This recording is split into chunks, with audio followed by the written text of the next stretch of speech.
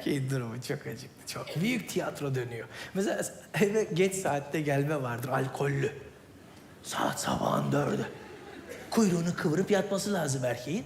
Yıllardır ona biçilen rolü oynamak zorunda kaldığı için o tiyatro devam eder. İşte şu alkollü eve gelmenin tiyatrosu vardır yani. Yatmadınız mı daha falan. Onun bütün sebebi yıllardır sen evin direğisin, kılsın, yünsün, şöylesin denmesidir. Çünkü adam hani o iktidar gitmiş ya, salya burada falan. O yıkılmamak istiyor. Çünkü görevi o. Yıkılmaması lazım. Ve şöyle bir hava estirir. Sanki kendisi geç değil, evdekiler erken gelmiş gibi.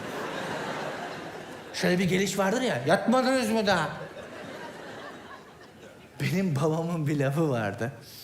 Hiç unutmuyorum, böyle bir şey olur mu? Bak, bir kere söyledi adamcağız, meşhur oldu bizde o. Bir kerecik ya, ortaokula gidiyordum ben. Saat sabah 4. Yatmadınız mı? Neredesin sen? Ne neredeyim ya? Ne neredeyim? Soru işareti. Ne neredeyim? Hangimiz neredeyiz ki? Hani alkolden kafa artık felsefe yapma noktasına gel.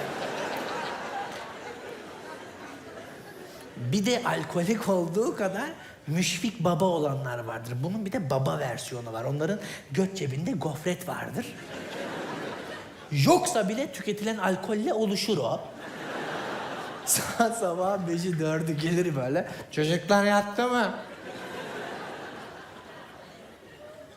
Yok, biri müezzin kalkacak şimdi.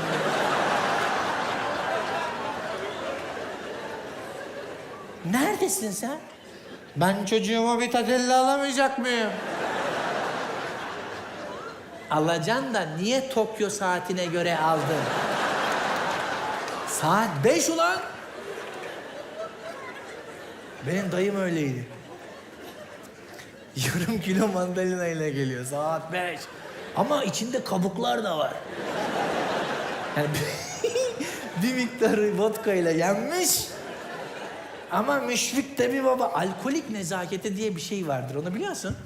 Alkolik nezaketi. Hani bütün o alkolik canlandırmalarında sahnede çok görmüşsünüzdür. Büyük üstadlar çok güzel, alkolik oynayanlarda da görmüşsündür. Onu, o çok iyi, kalite bir jesttir o. Şu, hani alkoliğin kibarlıktan bunu iliklemesi, hani özür diliyorum, hani şu var, alkolik nezaketi denir ona. Yani bu iliklenirken fermuar açık ama. Yani, size karşı her zaman boynum kıldan iyiye. Ama olay öyle değil. Alkolik nezaketi. Bayılıyorum, o ona giriyor işte. Yarım kilo mandalina, kabuk. Neredesin? Haldeyim. Ben çocuğuma mandalinanın en iyisini alırım falan. Onun için 5'te gidip en iyi mandalinayı aldım, ayağa yap.